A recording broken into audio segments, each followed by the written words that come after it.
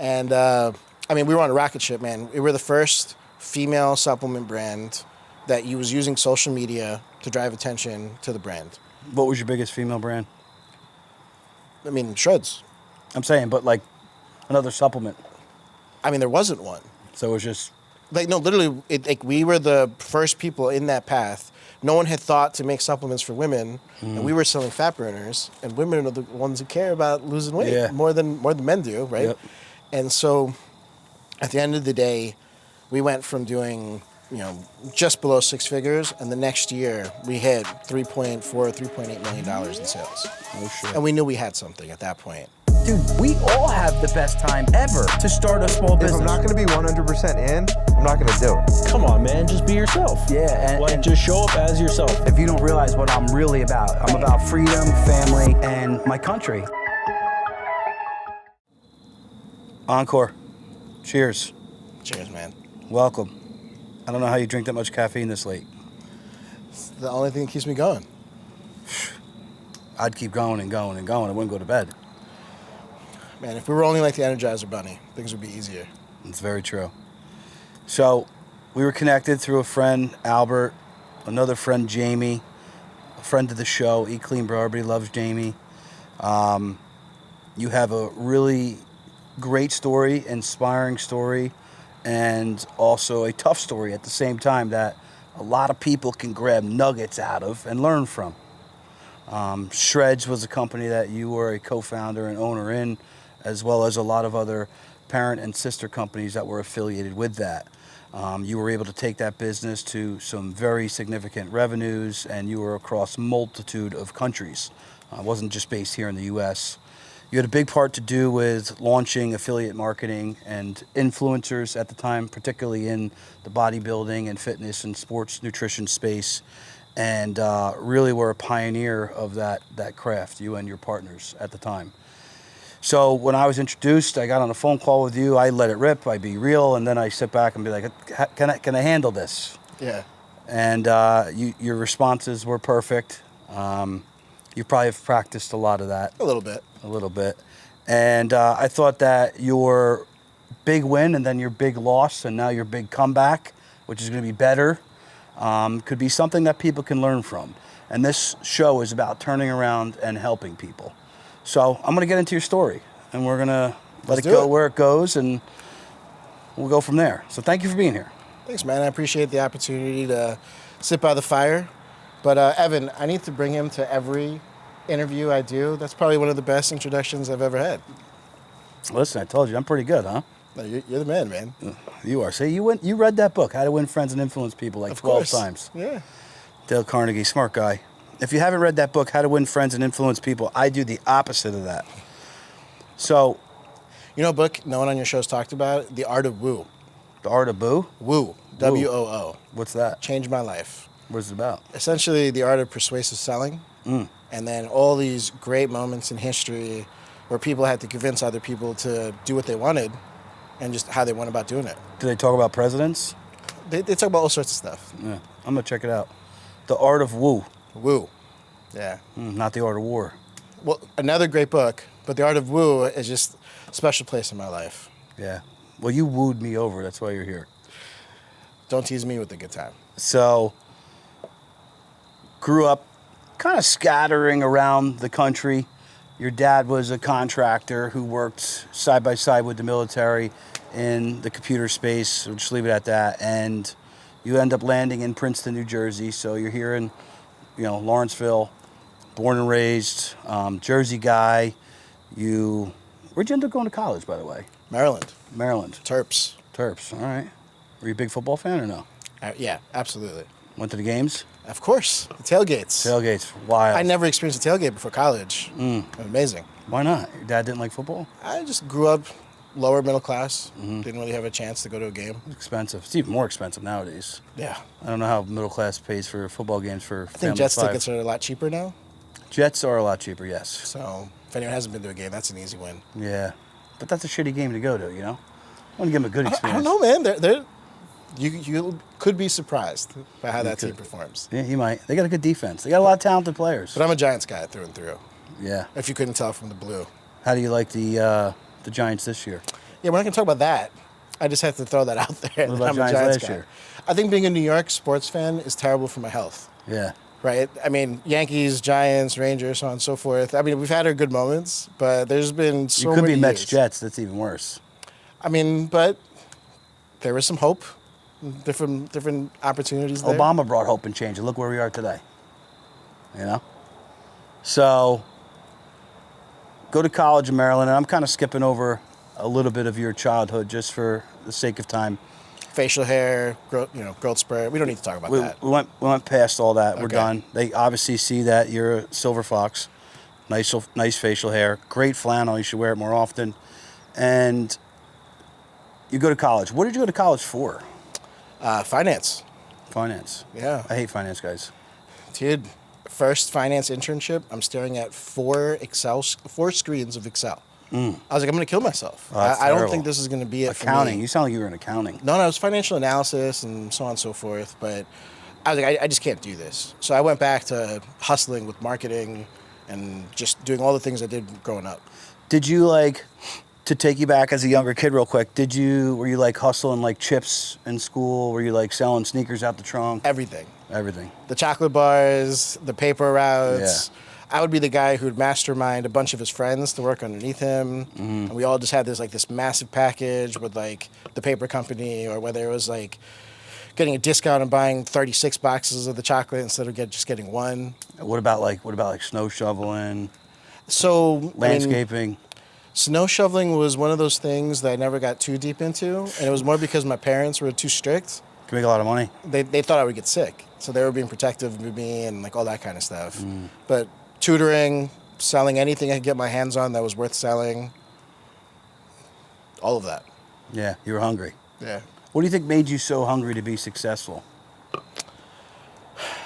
I think there were just things that my parents would want to give me but couldn't because of the financial situation. Yeah. So expensive.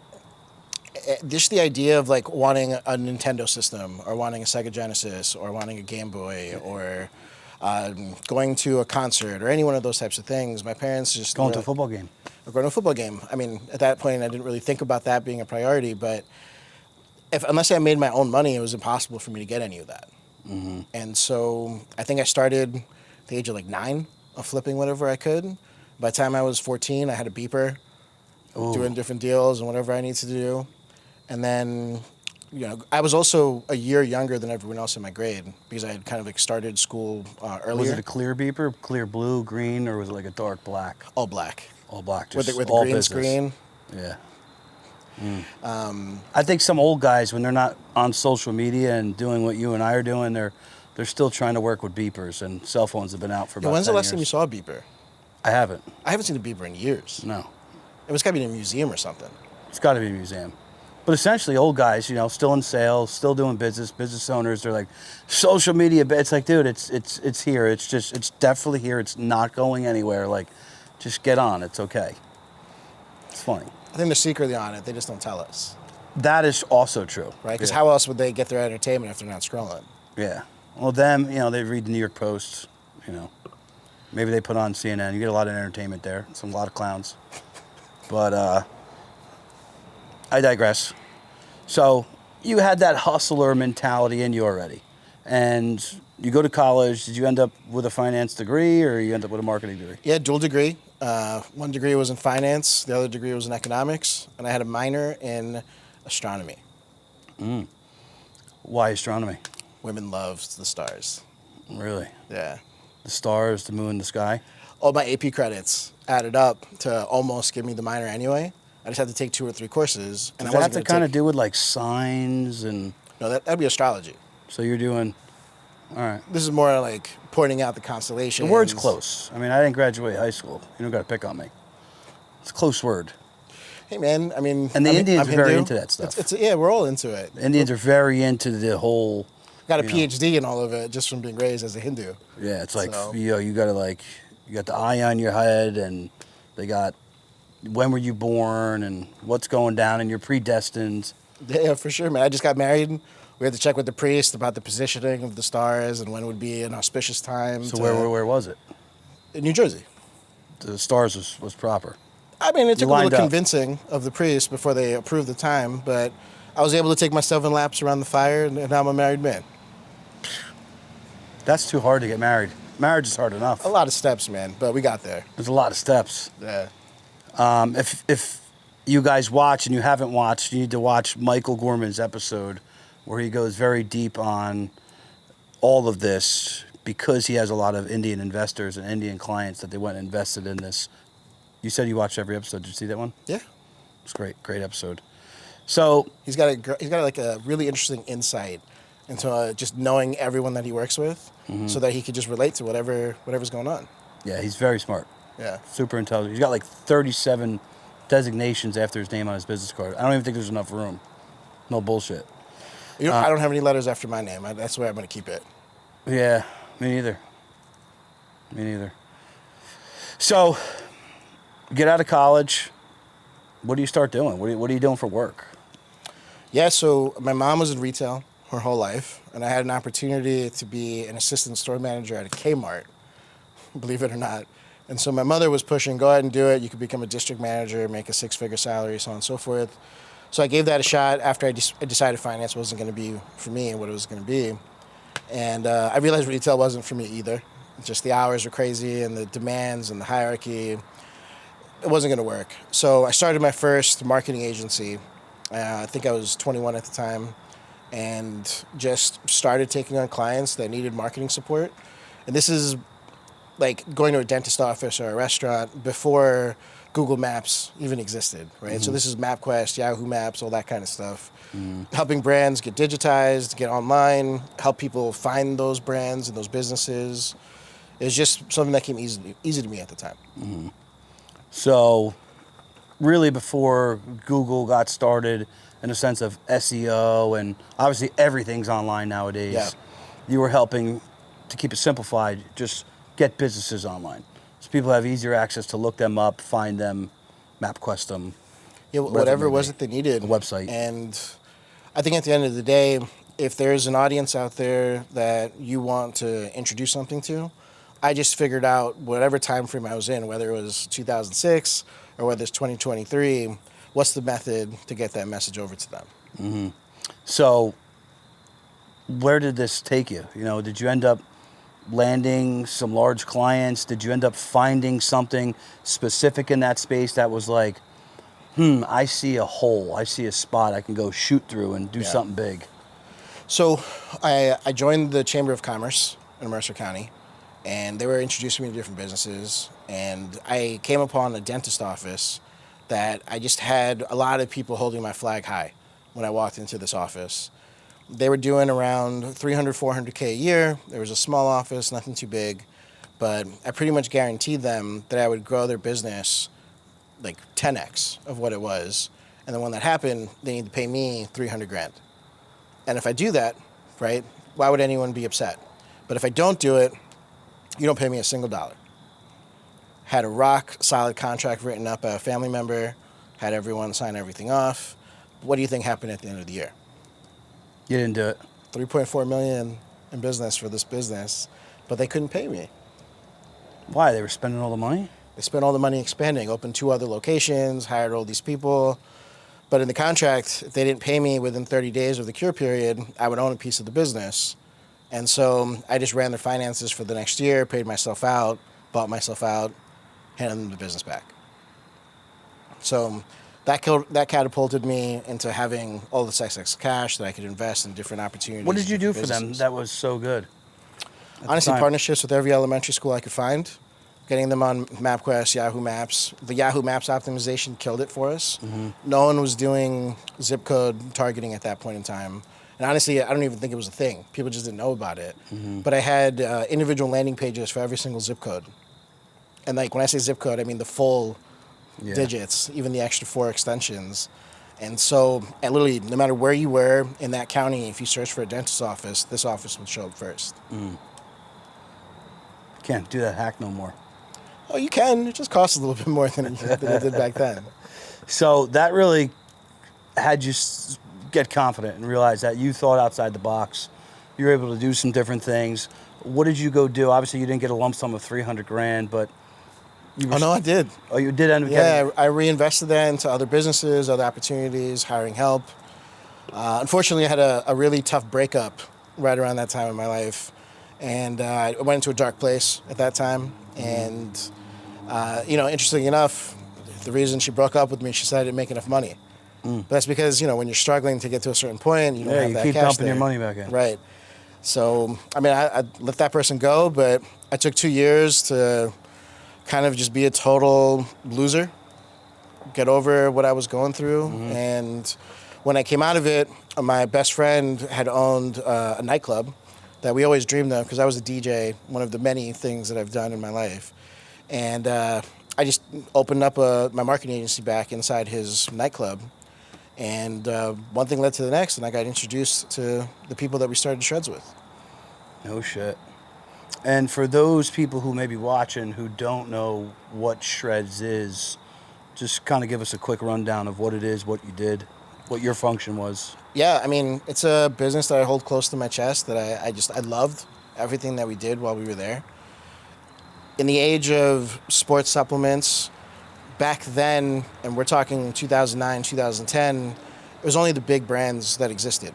And so there was just no way to enter the space as a new brand because everyone would just laugh you off if you weren't one of the big brands. You didn't have the money to go buy the big press. Yeah, absolutely. So the team that got involved together had an opportunity to create this brand with the cool name, Shredz. And the whole idea is like when you get shredded, you're cut. And so we just added a Z to it for our own spin. And long story short, we tried to go the old-fashioned route because everyone said you have to go to retail.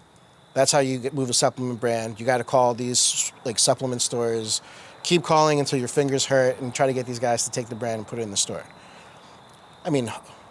Hundreds of stores were able to be put into a spreadsheet for us, right? Thousands of stores. We called every single one, and I think it was like 300 to 1 would hang up on us, or the one person would talk to us. And of those few that picked up the phone, we converted maybe like 10 of them into bringing the brand in. And it was tough. And so I think it was 2011 where I told everyone, like, let's just go into the social media end of this and let's really pump something into a Black Friday sale. And before that point in the year, I think we only had done like $8,000-9,000 in sales, all wholesale. But we ended up doing around 90 grand just on Black Friday weekend, on all online sales, all doing PayPal buy now buttons. Because that's all there was. There was no Shopify. There was no e-commerce. How do I do 6 figures in coaching packages this Black Friday? Oh, we could talk about that. Yeah. Do you want to jump into that? We could jump into that. No, we'll dive a little bit deeper on the digital infrastructure and all that in a little bit. I want to dive into Shredz a little bit more. Yeah. So we all instantly realized social media was going to be the way to grow this brand, and we decided that affiliate marketing, even though it didn't really have a name back then, because it was really just like the guys who were doing the SEO hacking, domain, black hat, selling of weird pills, like stuff that would enhance sexual drive and whatever else. None of this stuff was really prevalent. And we created this unique customer experience for however you got introduced to the brand. And this was part of our secret sauce, but I can tell you more about that as we keep going. But in the nascent years, when there was an opportunity to find the brand because you were a yoga enthusiast, or you were a bodybuilding enthusiast, or you were a CrossFit enthusiast, whatever it was, every image that you would see throughout the process of going to the brand social media pages, going to the website landing page that you landed on, the email that you got after purchasing, the name of the products, the name of the stack or bundle, it was just all customized so that you didn't get tomfooleried into thinking that you came here for one reason and then when you got there it was something totally different. And people had the customer's journey. Yeah. And people loved it. It was this growing market for us. And in 2012, I looked at the numbers. And were these funnels you were running? Yeah, this is essentially funnels before funnels existed. Yeah. Except thousands of them. And hundreds at that point, but over the course. How are you deploying them? Just build them one at a time. Fuck. Buy another domain, build another site. PayPal buy now buttons. And then were you building Facebook pages, private pages? Yeah. And then making those pages about what? Yoga, CrossFit, powerlifting, rowing. That still can work to this day. It absolutely still does work till this day. Yeah. But I mean, no one was doing it back then in this specific category. And in 2012, I looked at the numbers and the customer data, and I was just really insanely in tune with the customer data. But we realized 80% of the customers were female. And all of our marketing was towards hardcore men. And we're like, I should slap a pink label on this and see what happens. So we slapped a pink label on it, changed the formula and tweaked a little bit because men and women are wired differently. We were on a rocket ship. Technically, that's not good to say. They're not wired differently. They are one and the same. That's offensive nowadays. I don't know about that. They're wired differently. I don't know. They're actually... In terms of supplements, there's a reason there's women's One supplements gender. and male supplements. Nope, doesn't matter. It should all be the same supplement. I digress, but... Okay. I'm going to stand my ground on that there's formulations that are better for women and there's formulations better for men. And, I mean, we were on a rocket ship, man. We were the first female supplement brand that was using social media to drive attention to the brand. What was your biggest female brand? I mean, Shredz. I'm saying, but like another supplement. I mean, there wasn't one. So it was just... Like, no, literally, we were the first people in that path. No one had thought to make supplements for women, and we were selling fat burners, and women are the ones who care about losing weight more than men do, right? Yep. And so at the end of the day, we went from doing, just below six figures, and the next year we hit $3.8 million in sales. Oh, shit. And we knew we had something at that point. I want to dive a little bit deeper into this, Shredz. I want to get into the technical side of digital infrastructure. We're going to take a quick break, and I'll be right back. Taking a quick break in the podcast, I want to talk about the Pit 2.0. What is the Pit 2.0? It's made up of a huge network of people across all different industries that are solving problems, creating solutions, and also bringing together a lot of marketing and sales ideas. If you want to get into a Pit group like this, it's very inexpensive, $147 a month. If you want to learn more about it, check out the links and the information below. Hopping back into Shredz. Okay, let's do it. So you obviously expose and exploit and get ahead of the curve when it comes to social media, affiliate marketing, influencers. And again, none of it was called that back then. Now it is. It's coined that. You should have coined the phrase. That would have been even better. But I think I did coin the phrase, man, to be honest. you got a trademark on it? There's articles and there's all sorts of stuff that give me credit. It's all out there. Who posted the article? We're not going to go into those details. But I think the way I actually like to describe it is that disruption marketing was at the core of what we did. Mm-hmm. So whether we were disrupting in introducing female supplements to the market, whether we were disrupting in creating affiliate marketing that was paying so much more than any other affiliate marketing program that ever existed to drive these people to want to become athletes and ambassadors and grow their own stores and their own pages.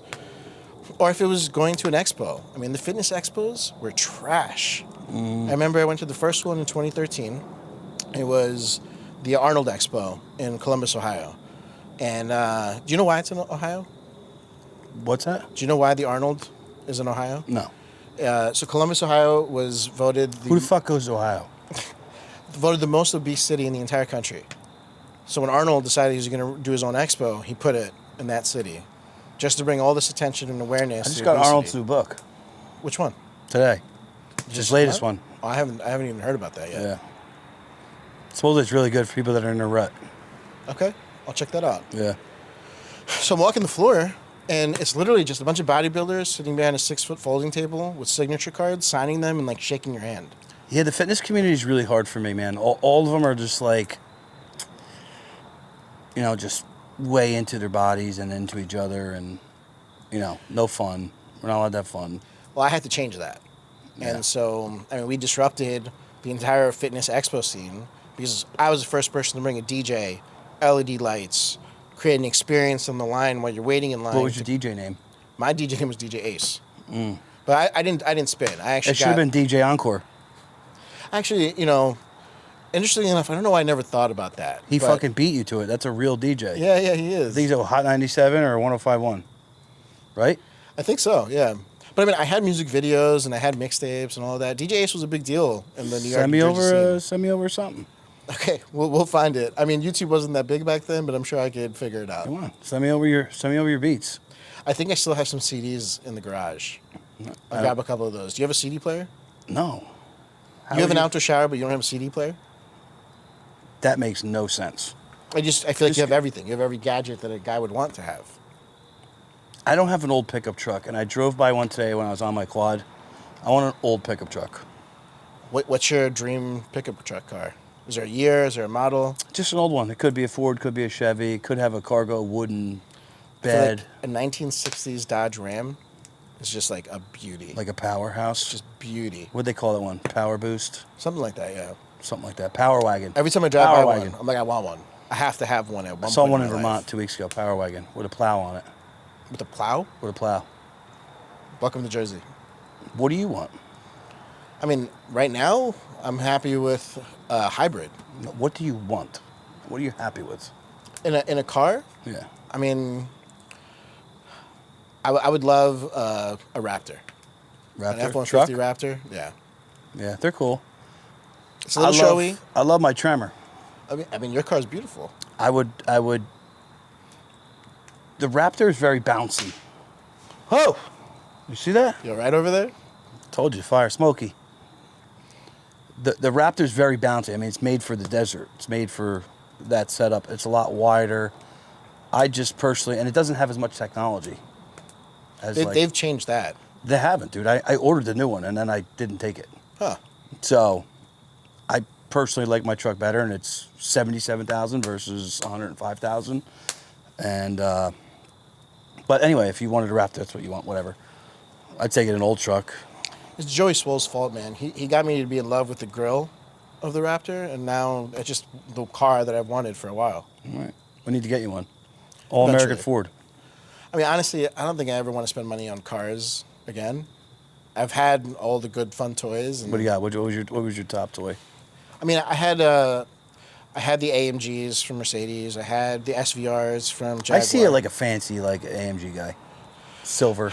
I mean, Mercedes is a great experience. I never experienced like weird racism going to Mercedes to buy a car, but I've experienced it in other places. Fuck was that? The fuck does that mean? So Weird racism to buy a car? yo, man, it's crazy. Like pedigree, 'Cause you're prejudice. Indian? Huh? Because you're Indian? I mean, the things that I've gone through in the car world is just weird. I had all the Shredz money in the world, and I wanted to finally go get an Aston Martin. I roll up to Aston Martin. A and they wouldn't Vantage? they wouldn't even talk to me. A Vantage? Yeah, they wouldn't talk to me.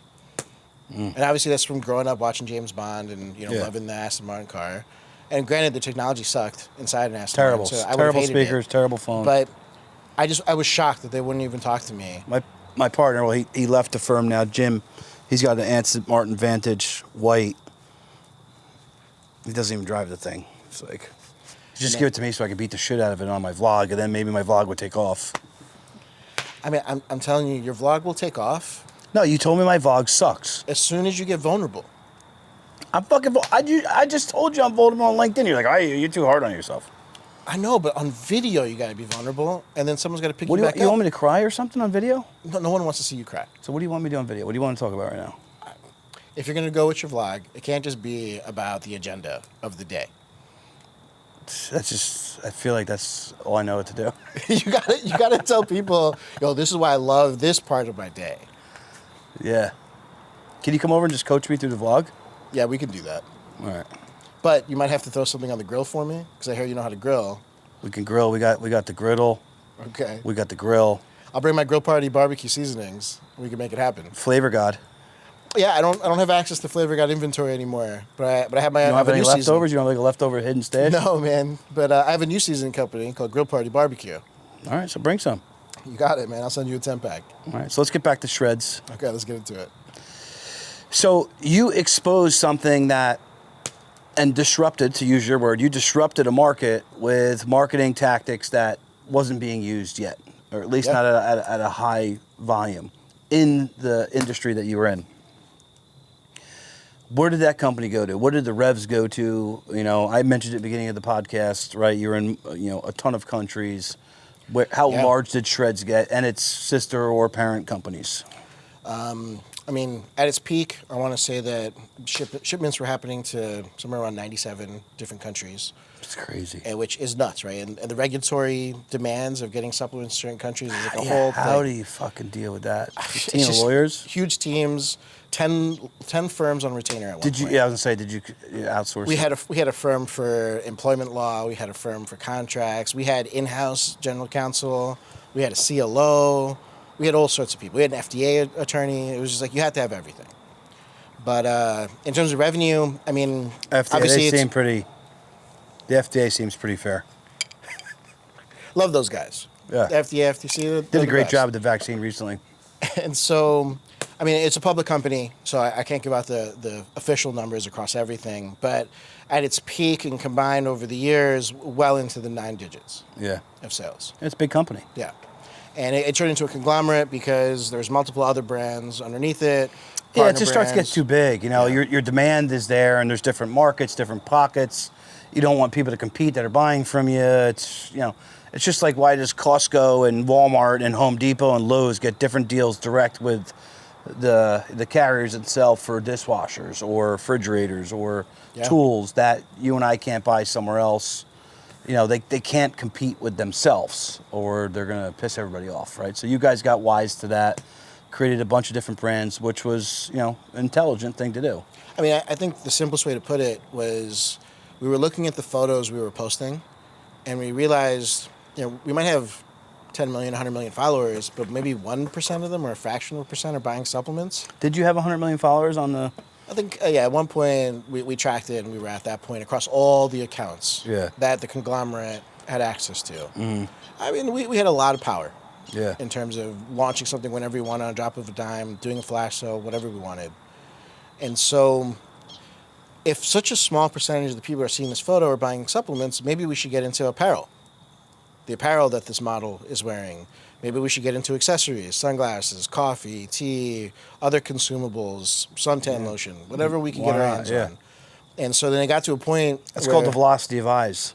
Exactly. And at one point, we had every single thing in that photo was a brand we owned. Mm-hmm. So it was awesome. Yeah, and the ego would tell you, this is funny, I want to point it out, this is just something that my brain goes to. Your ego would tell you to put Shredz on everything. I mean, because my partner certainly tried. Not yours. I'm saying not your ego or your partner's ego. Yeah. I don't know your partner, but me or anybody else, it would be like your brand on everything, right? Fireside on everything, the Pit on everything, or my finance company, wealth coordination on everything. Like, it doesn't fucking matter if it results in dollars and your consumers are buying it and it makes sense to go with that brand. Why wouldn't you do it? And I think a lot of young business owners, this is a little nugget for somebody to take away, like, branding is key. Absolutely. Branding is everything. You may not be Nike the swoosh, but go read Shoe Dog. Go understand how he built that brand and how he embodied it. A lot of what you did, right? Shoe Dog is very close to your story of, like, getting in with the athletes and doing that. Yours was more futuristic than what he did back then. But at the same time, you got to remove your ego when it comes to some of this stuff. Your name, your business doesn't need to be on everything. I'd like to extend that, right? Branding is a very powerful tool, but the thing that I think is everything is attribution segmentation. Explain what that is. So it's this idea of understanding that a consumer wants a very specific experience throughout this whole process. Let me give you this one customer journey, right? So there's this thing called Black Friday, Cyber Monday. And all these brands spend a crazy amount of money driving traffic to their website, promoting these sales that are like 25% off, 30% off, 50% off, whatever it is. And then come January, they're running ads to this new audience that they just got because they're running these crazy ads, but they're showing them full price in January. You think anyone who ever got it for 50% off is ever going to pay full price for this product? No chance. So you have to segment people that are buying your product at a discounted Depends if they're a one-time buyer. Man, I've done the studies. I've looked at the stats. I'm just saying, like, if someone buys coaching from me, I don't want to coach them again in January if I just coach them in November. If I got to coach them again in January, I suck. Well, they're probably not rehiring me. I'm definitely referring to CPG. Yeah. All right. So just consumer packaged goods. Yeah. In digital services, it's like a whole nother monster and a beast. Mm-hmm. But just no one's buying it full price. Like once you find out that Marshall's has the same stuff that Macy's or Nordstrom has for a third of the price, you're never buying that from Nordstrom or Macy's again. Happened the other day with my griddle grill. Home Depot had it for $250. Lowe's $199. It's only a mile further down the road. But once you know, you know. How the fuck did they even do that? How does the people who are pricing at Home Depot not even looked at the Lowe's a mile up the road has it for $50 less? You want the honest answer? Yeah, they don't care. They just don't care. Yeah, they don't care. And bandwidth is tough at big box retail, and they're so worried about planograms and they're so worried about getting the foot traffic, they're not worried about the conversion metrics. Yeah, they just want to get people in the door. And they just assume that when you're in the door, the experts will convince them to buy anything. Yeah, what experts? I mean, the people that are working the floor. That's Home Depot calls their staff the experts. All right. And then Lowe's calls them something else. Associates. Is it associates Lowe's or is it contractors? I worked at something. Lowe's. Okay. Yeah. My mother worked at Home Depot for pretty much her whole career. Home Depot's story is great. Ken Langone's a great guy. Yeah. You ever read that book? I never read the book, but I love capitalism. I was sitting there building birdhouses at the age of 6, going to work with my mom. Yeah, Lowe's does that. I actually want to go do that with my son. And he'd love it. Yeah, they do a good job with that type of stuff. I love capitalism. Ken Langone, who also pretty much funds NYU for free. Every doctor goes to college for free because of Ken Langone and how charitable he is. But that book is amazing. I mean, he's a real as fuck Long Island Italian middle class guy. Just put himself in the right rooms, made the right deals. Started out as an investment banker. Great book. Seriously, read it. Yeah, I will. Definitely. I Love Capitalism. Another book that you guys need to read. So, you really were able to do something great with Shredz, and life was great, and you were making a great personal income. You had power, especially in the industry that you were in. You probably got to start rub elbows with some government entities, and you were doing it all, right? There's a lot of doors that were opened, and it was our choice to walk through which door we wanted. Yep. And that's cool. It's exciting. It's scary. But then the business was ripped away from you in a sense. You had decided to take a little bit of a step away. You wanted to do a little bit more personal stuff. You had been in the metrics. You had been in the Excel sheets. You had been in the marketing, the digital stuff for a long time, and it was sort of burning you out. And then the business sort of fell to the wayside without you being involved to some pedigree. Yeah, I think the best way to explain this is that.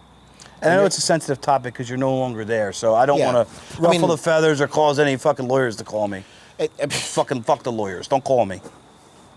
At the end of the day, Ankur did it. In your 20s, you are going to make mistakes when you're making that much money. Yeah, we were printing too money fast. faster than we could spend it. Yeah. And it was insane. And along the way, the most painful part of that entrepreneurship journey for me was that there was no one to go to for advice. As a kid, immigrant, I was born in India. I know earlier we said born and raised in Jersey. But the network of people I could go to that made $500,000 a year was very small. There were some college professors you could go to for advice when you got to the 1, 2, 3, 4, 5 million. But after that, there's no one. Who do you go to when you're at 10 million? Who do you go to when you're at 50 million? Who do you go to when you're getting sued in weird class actions that you didn't actually do anything wrong in? And there's just no one that was there looking out for us. And when we got to a certain point, yeah, there was the billionaires that had interest in us and people who had larger brands that are interested in talking, but they didn't want to help me. They just wanted to take everything that we had and strip it from us. Yeah, they wanted to talk to you and steal. I mean, there's people that I would love to throw under the bus in the system where, they taught me everything not to do in mergers and acquisitions. There's this guy, Ryan Blair, gave me a bunch of advice about how to go about what we were going to do with Shredz, what the next steps were, so on and so forth. But spending 3 months with the guy, all he wanted to do was figure out how to steal my model and bring it to what he was doing because whatever brand he had just wasn't working out for him. You see how low my grass is cut? Yeah. I cut that shit low so I can see some fucking snakes slithering in it. I do that in business too because people want to just fucking take and take and take. And it's like a blood sport business. It's fucked up, but it doesn't have to be that way. And you don't know what you don't know. So when these guys again, in my 20s, are taking you out for drinks and start asking you questions. You're not still in your 20s? No, not still in You my look 20s. like you'd be like 29. 37. I turn 38 pretty soon, hopefully before this episode November? comes out. No, October 25th. Ooh, that's my sister's Scorpio. birthday. Scorpio. I'm a Scorpio, too. But not a minor in astronomy. They're close. I'm going to fuck those up forever. So, It's kind of like there and there. Yeah, I guess. So these guys will take you out for drinks, and you would open up to them because they're a trusted mentor, and you would tell them about your issues with your partners. And these guys would just totally take advantage of you. Yeah. And so They just wanted to know what you had. And hey, I'm happy to tell everyone how we did it. I challenge anyone to try doing it the way that we did. And a lot of people. So if you could sum up how you did it, how did you do it? I know we just talked about some of it, but let me tell you some facts, right? Because you can't really argue with the facts or statistics. So a lot of big companies. you could flip stats and statistics, though, to have two sides of the argument, though. Sure, but we're not going to worry about the argument here. I'm just going to. It's kind of like climate change. You can give guys the same data on climate change, and one has a theory that, it's not melting, and then the other guy shows you how we're fucked in like 5 years. Hey, listen, man, 4 out of 5 dentists recommend Crest. They're paid for that. At the end of the day, Definitely. marketing. Did you market that for them? I did not. I wish I did, though. I might steal it for a supplement campaign for one of my clients. What are you going to brand for me? Anything you want, man. What are we doing? I can't keep you with Evan. He's really good at what he does. We're not getting rid of Evan. No, I just don't want to. I don't want to undo anything that he did. We're not undoing it. Okay. So So do I do something on the side, or do I help the pit? You help the pit. You get in the fucking pit. You get in Fireside. Am I going to walk on fire? If you want to. We don't make new members do that, but it sounds fun, actually. It'd be a good vlog. Wait, should we record that, Evan? You down? Okay. Can you walk on fire? Yeah, it's no problem. All right. I'm Indian. It's part of my blood. Do they do that? Yeah. We're the ones who shit. invented all of that. Actually, I don't know. You could fact check me on that, but I'm just going to go ahead and take credit. You get another lawsuit. So, if you think about something as simple as human psychology, there are really big brands that run massive studies that anyone could find online and just go talk to them. So, giant supplement company, Herbalife, I went and did all this research on everything that they do. So, what do you think is the number one reason someone doesn't buy a protein jar again in month 2? You've had supplements. You understand what protein is. Because they don't have a quick, easy buy again button. I wish that was the reason, man. When I heard the reason, I laughed so hard, I couldn't believe it. It's because they never opened it. They never opened the first container? They bought it off an emotional whim of wanting to have a lifestyle change. It didn't show up to their house for 5 days, 10 days, whatever, after the order happened. They're over it. The movement, all the momentum was gone. Went straight into a cupboard. They never opened it. Immediately, one of my secret sauces was I created a systematic approach to notify these people when the shipment arrived, get them to send us photos of the shipment, work with them to create their first protein shake, and we were able to get 135% rebuy on month 2. Customer jersey. You need to talk to George Bryant. I would love to, man. Do you know George? He was on your show.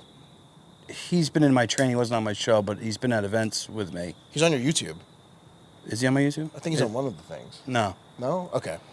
Like Montana guy, Marine,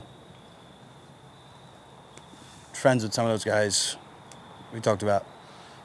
But super smart guy. Let's make it happen, man. Yeah, customer journey. I know he works a lot with Rob and Dana. So, another piece of secret sauce of what made Shredz so successful. What do you think is the number one reason people show up to a gym after they get a gym membership? Hot chicks. Again, I wish I took this answer in any way but laughing my ass off. They go to the gym because they have a gym partner and they don't want to let that gym partner down. I got that stat from LA Fitness, who polled all their members of what's getting them to show up to the gym or versus just being... So you were selling supplements and then you were doing virtual training with them? No, man. We started giving nutrition guides and coaching plans, and we trained our entire team to become NASM certified First trainers. Form's big on that still. You're welcome, First Form. Yeah. Someone needs to write me a royalty check. But we literally would coach these people and hold them accountable with the supplements and with their fitness routines.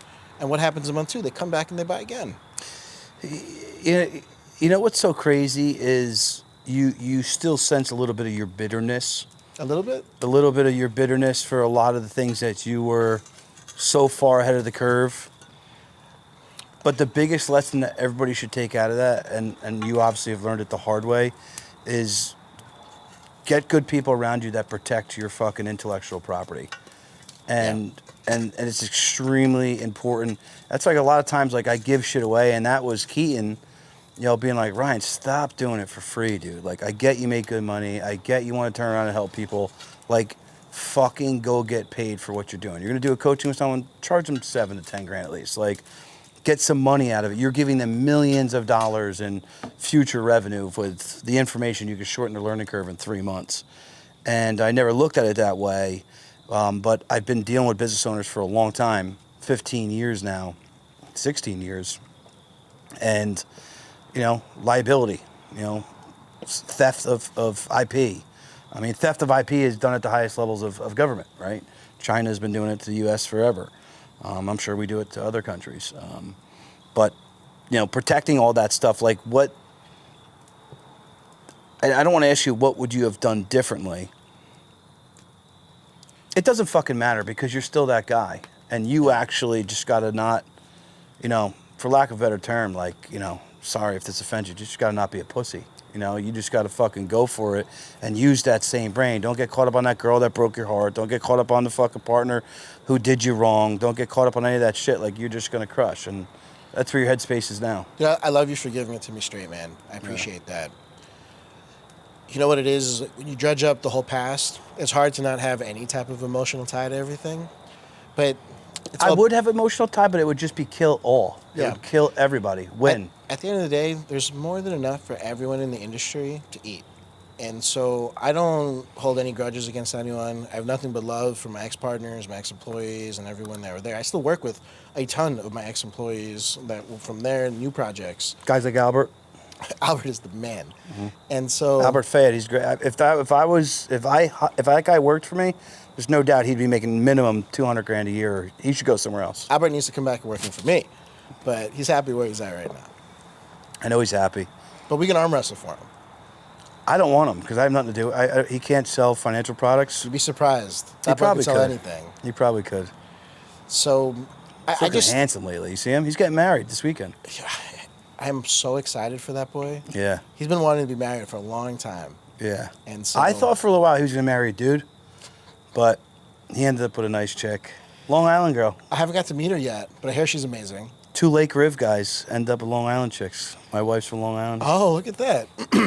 She's from Long Island. And I mean, his kid is so cute. Yeah. He's constantly posting Albert photos. Jr. Yeah, exactly. It's Albert Jr. When are you gonna have a kid? Soon, I hope, man. Just got married. Let us have our honeymoon period for a little bit longer, where it's just the two of us. Did you go on a honeymoon? Yeah, it was Italy. 3 weeks, longest vacation of my life. Amalfi Coast. All of it. Wine. I mean, I gave up alcohol about 6 months ago, but my wife enjoyed all of the Tuscany. Good for her. Wine opportunities. The different. What's your wife's name? What'd you say? What's your wife's name? Saranya. Saranya. Yeah. I like that. Pretty name. She's a superhero, man. She works at a nonprofit in Newark called Integrity House, helping people with rehabilitation of their lives. It's amazing. Good for her. Good. She's helping you. She's the best. So I'm going to shift off of Shredz and, to end and put a cap on the Shredz part. You had a complete debacle falling apart with partners, and you went from, not being able to spend the money as fast as you guys were making it to being, negative $2 million in debt because of PGs you signed off on, and ousted, essentially out of the company, all of the companies. We just talked about how that made you feel. Obviously, we talked about bitterness, right? And, that's a tough life lesson, but your story's not over. It's actually probably just beginning. And I'm excited to observe. I don't know you that long. I don't know you that deep, but I think you have good intentions. I'm pretty good at reading people. Thanks, man.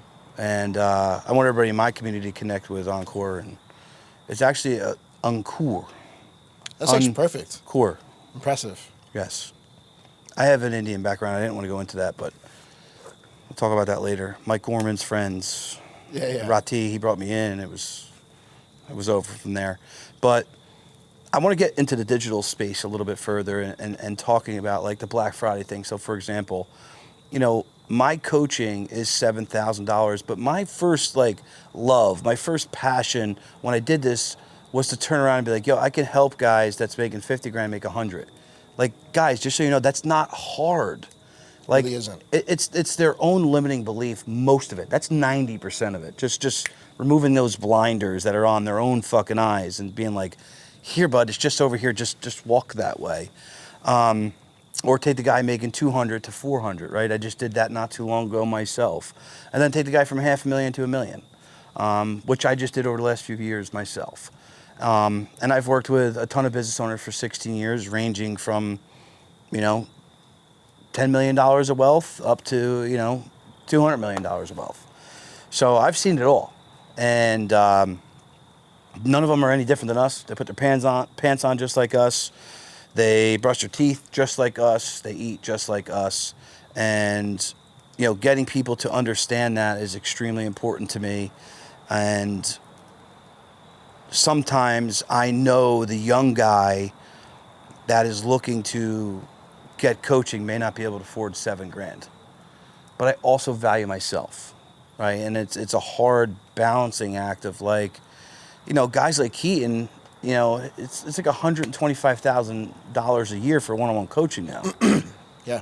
125 grand. Like, what? I'm so glad I got him for $3,000 a month.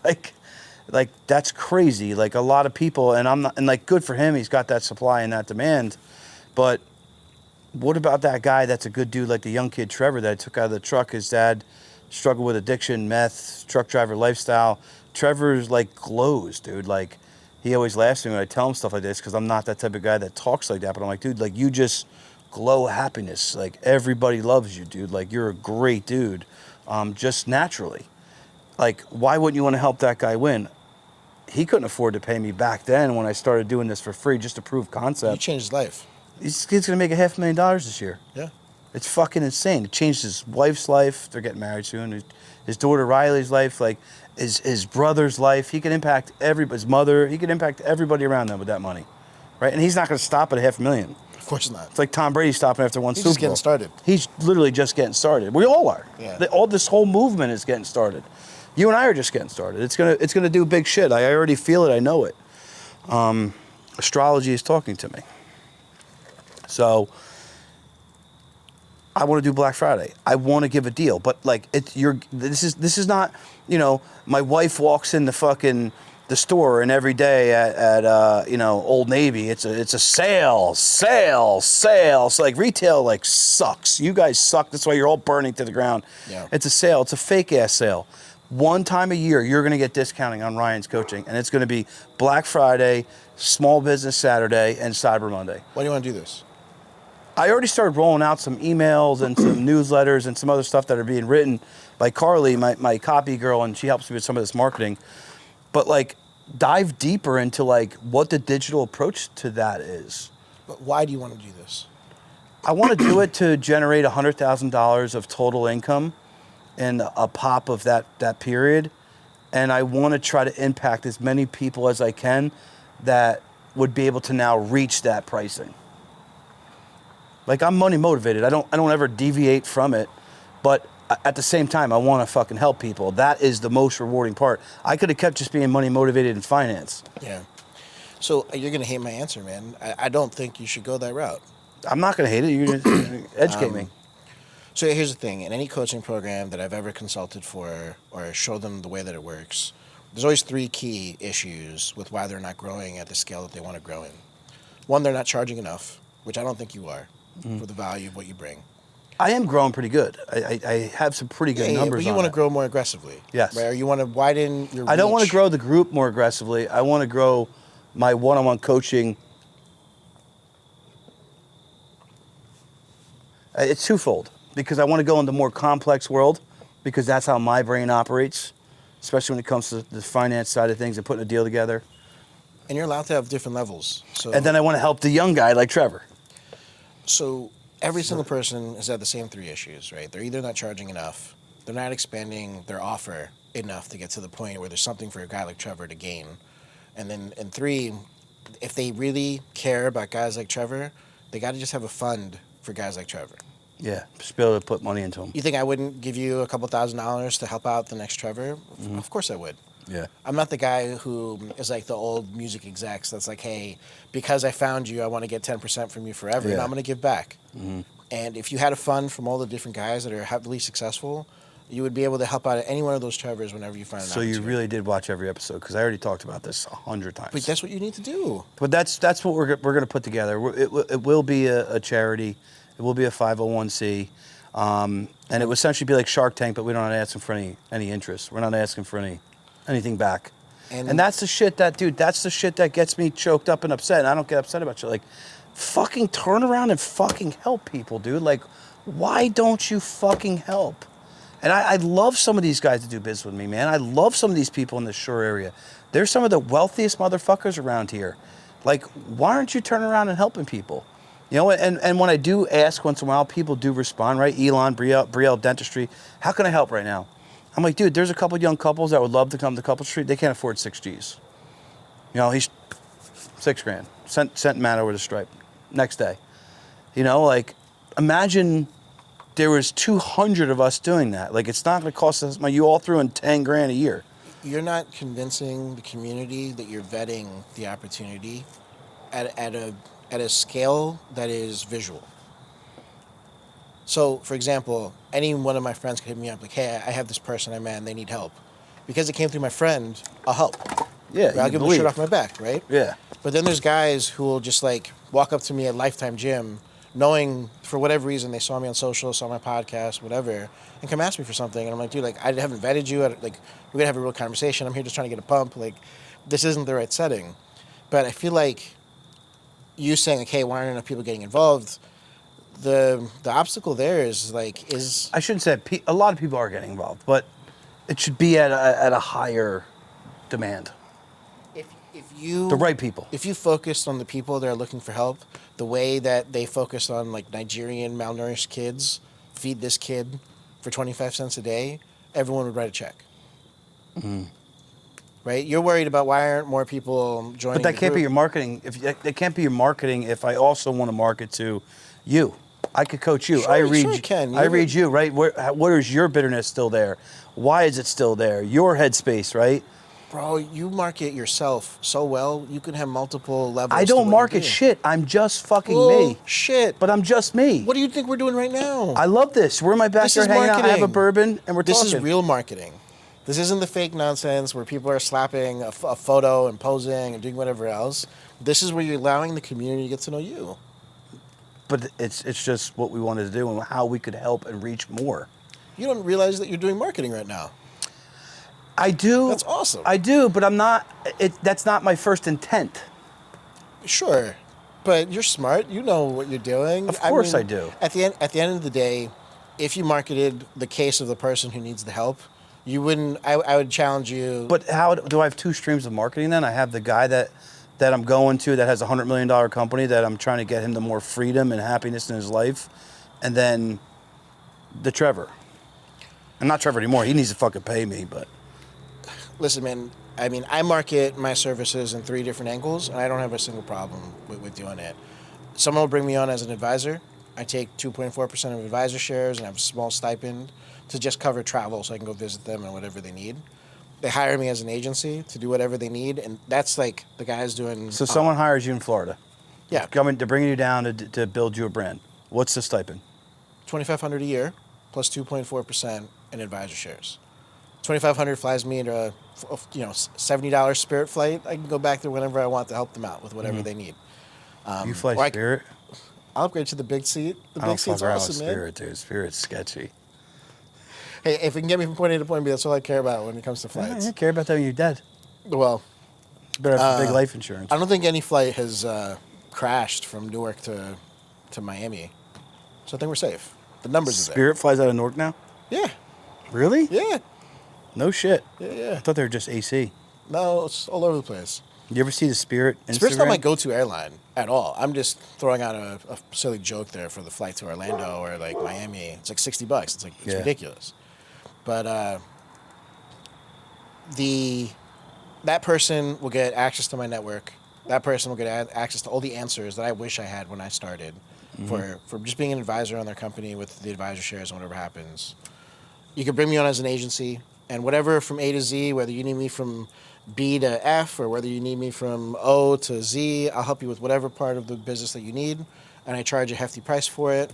Or 3, I open up my checkbook and I invest in the business because I love what they're doing, and then I put them in my accelerator and I put them on the rocket ship. You could easily do that with what you're doing. Yeah, I mean, the fund is something I've talked about literally hundreds of times. I've talked about it on the podcast. I'm tired of hearing about it from the past 48 hours. Yeah. You watch too many episodes. Too many episodes. I'm so sorry to Saranya. This poor girl had to overhear me watch everything. She's like, who is this guy Ryan? He's annoying. But she knows everything about you. Ugh. Saranya, I'm sorry. I'm sorry. I'm really sorry that you married this guy and he listened to every single podcast. You could have listened to it too and got the cheese. Got the feel.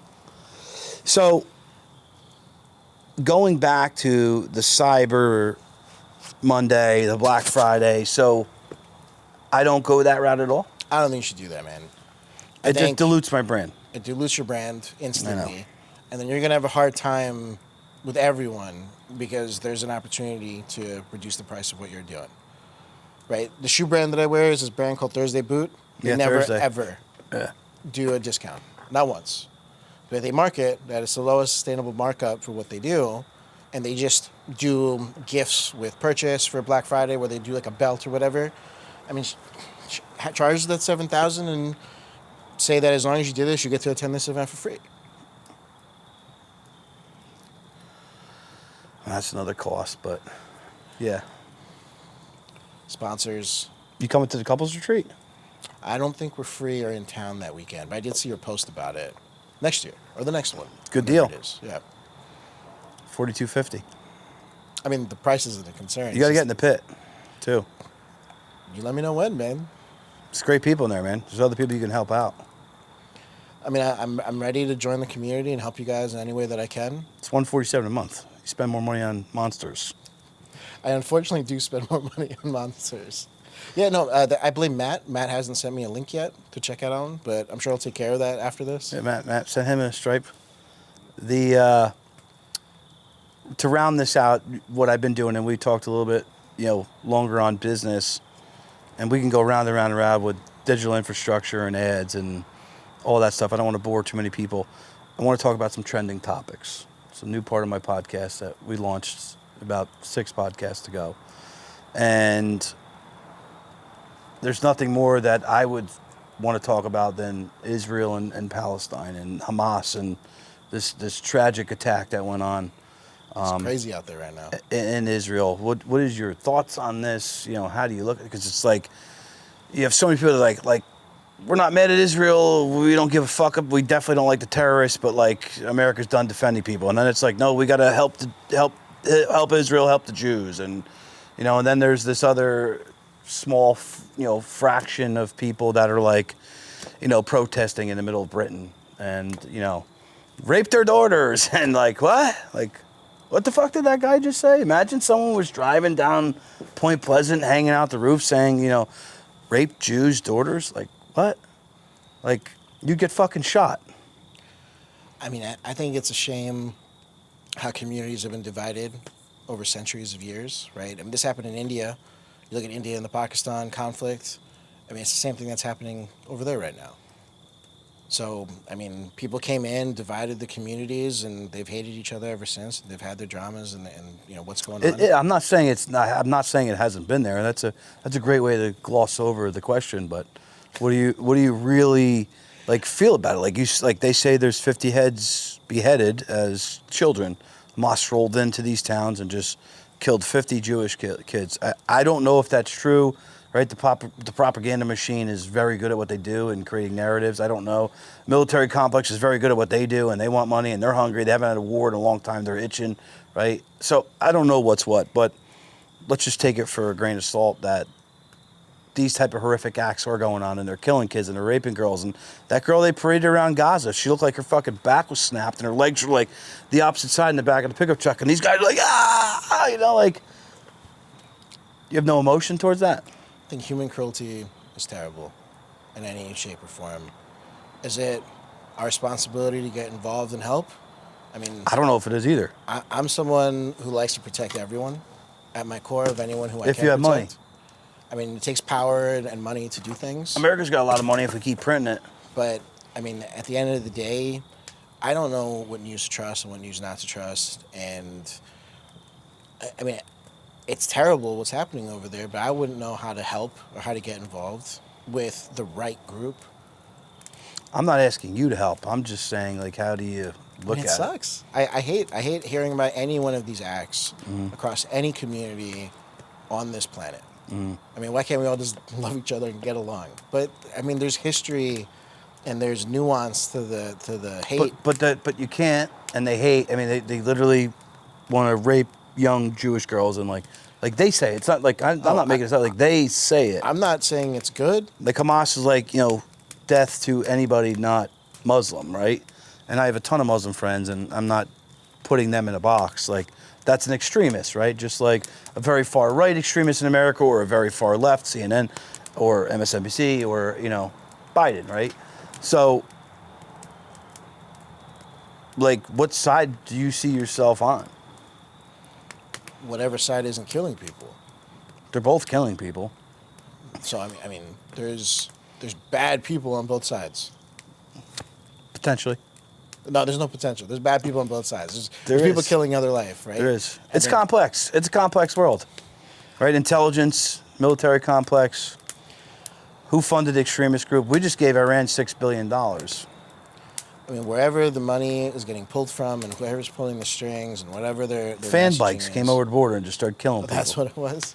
Fucking, they were on like power gliders. Like, what? Israel has some of the best technology, Iron Dome, fucking security, intelligence, Mossad. I mean, some of the smartest people in the world, and these people just got over the border out of nowhere. It's a crazy topic. Obviously, you're a very good diplomat, so I can't get too much out of you on it. There's bad people on both sides. Yeah. No, I agree. I obviously agree with that. Yeah. And our government's no better. Every community has bad I think our people are apples. better than every other country. That's the only difference. I mean, I'm American through and through. Yeah. I also identify as Indian through and through, but I mean, I don't love everything that our country does. Do you but identify as he, she, or like a he? My pronouns are he, him. He, him? And like I said, I don't think I love everything that our country does, but I hope our country can continue to get better because I mean, I want to have kids soon, and I hope my kids are in a country that I can be proud of. And I mean, that's all I can hope for, right? Yeah. All right. Listen, I agree. So I won't spend any more time on trending topics. We've spent a lot on that. But it's horrific. It's crazy. Horrific. It's absolutely disgusting on both ends. And I feel that it's just going to drag America into a war. It's unreal. But rounding this out, I'd like to ask two questions. If you can give a young entrepreneur one single piece of advice, what would it be? Talk to a financial planner right away. A good one. A good one. I mean, And an attorney. I know you're a little biased, but the reality is... I'm not biased. I hate advisors. But the reality is, as a young entrepreneur, as soon as you find success, because you're going to find success, whether you read books and you learned what not to do, whether you talk to older people, whatever it is that you need to do to find a path forward, when you find that success, you got to know what to do with it. Good attorney and a good advisor. Yeah, I mean, that IP protection is key. Or a good coach, a good mentor. who's Mentors been are there. hard to find these days. Yeah. And The right ones. You're doing a great job of helping people find better mentors and do what they're doing, especially in your community. I've sifted. I've paid for it. Found the good ones, the bad ones. But there's not enough of you in every community. I'd say a financial planner, I mean, they have a fiduciary responsibility to guide you properly of what to do with the money. As I said, you're biased on this. I mean, I'm in this community, so. Yeah. So, but that's one thing I wish you had, man. I mean, a lot of things would have been different for me throughout my life if I had a good financial advisor. But I was making decisions based off of... Do you think you were just spending recklessly? Absolutely. Yeah. But... What was the most reckless thing you spent money on? Oh, man. The most reckless? A bottle of the John Walker. How much? 16 grand. That's not that bad. It was reckless, though.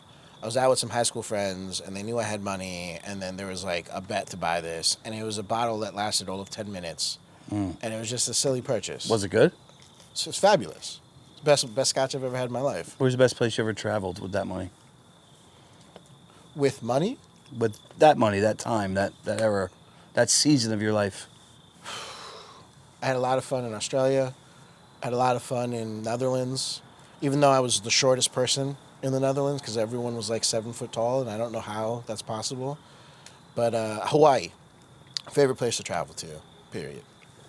I mean, Oh, shit. obviously after the fires, I don't know how it is right now, but hopefully once that community rebuilds and everything, Hawaii is a place that I would love to go back to. Good. New question. New question. What's one business that more people should consider starting and why? This is a new question. So what is one business that more people should consider starting and why? Man, when you said that people should start more charitable organizations to help other people, I feel like not enough people in our communities give back and do it in a way that there's accountability for everyone around them. It's not that hard to start one. It's not that hard to fundraise. It's not that hard to do the things. Like my wife, she's aspirational for me. Her whole career has been in nonprofits. And That's tough. I mean, you don't get paid shit. the money isn't great on her side, right? But she loves what she does. And I didn't know about how many types of 501c organizations there are. The 501c9s, the 501c8s. Yeah, it's crazy. As I started learning... Schools, churches, this, that. As I started learning about how much grant money is out there that's available for people who just care and try to do something, it blew my mind. Yeah, it's there. It's there to grab. I mean, something as simple as life insurance. Mm-hmm. There's nonprofit life insurance companies that will actually give you life insurance for like a fifth of the cost of all the big guys. There's life insurance companies that will match your death benefit proceeds that you send to a 501c. I mean, all of these things... Which is National Life. You're not going to learn about it unless you start. And I feel like the more people who start nonprofits will learn that all these things are out there and that there are these programs to help and then actually make a difference in their community. Yeah, I like that. So what should I call the fund? Fireside Fund? No, that's not marketable whatsoever.